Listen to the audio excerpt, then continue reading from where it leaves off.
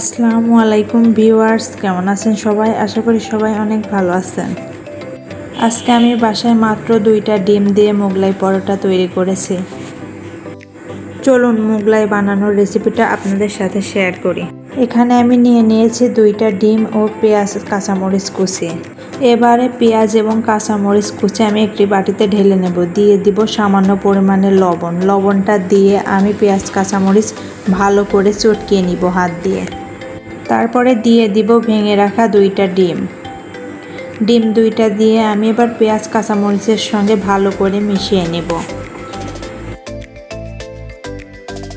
ডিমটা আমি একটি সাইডে রেখে দিয়ে এবার নিয়ে নিব একটা বাটিতে নিয়ে নিব 1 কাপ আটা।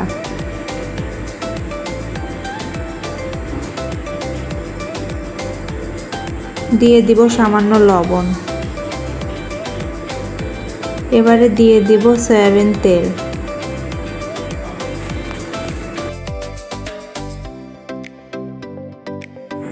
এবার হাত দিয়ে এটা ভালো করে মাখিয়ে নিব।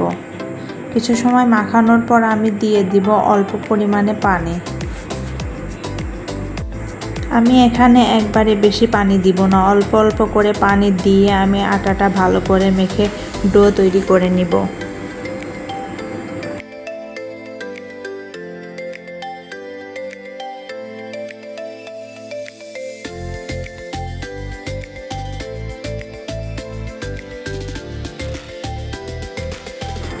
আমার আটার ডোটা কিন্তু প্রায় রেডি।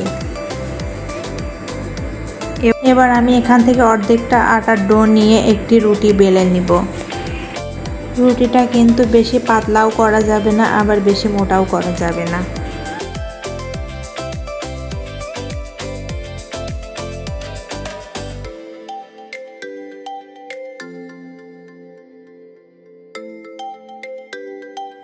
আমার রুটিটা বেলা শেষ। এবার আমি একটি প্লেটে রুটিটা উঠিয়ে নেব। এবারে রুটির উপর আমি ডিমের মিশ্রণটা অল্প অল্প করে দিয়ে দিব। ডিমটা দেয়া হলে আমি এবার রুটির 2 পাশ থেকে এভাবে করে আটকিয়ে দিব।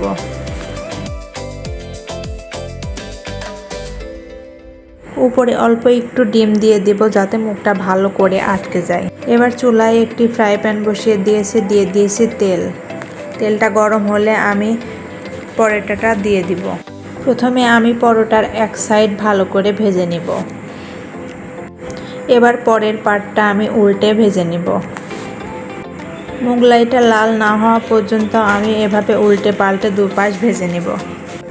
এটা কিন্তু ডুবো তেলে ভাজলে অনেক ভালো হয়। আমি অল্প পরিমাণ তেল দিয়েই ভেজে নিচ্ছি।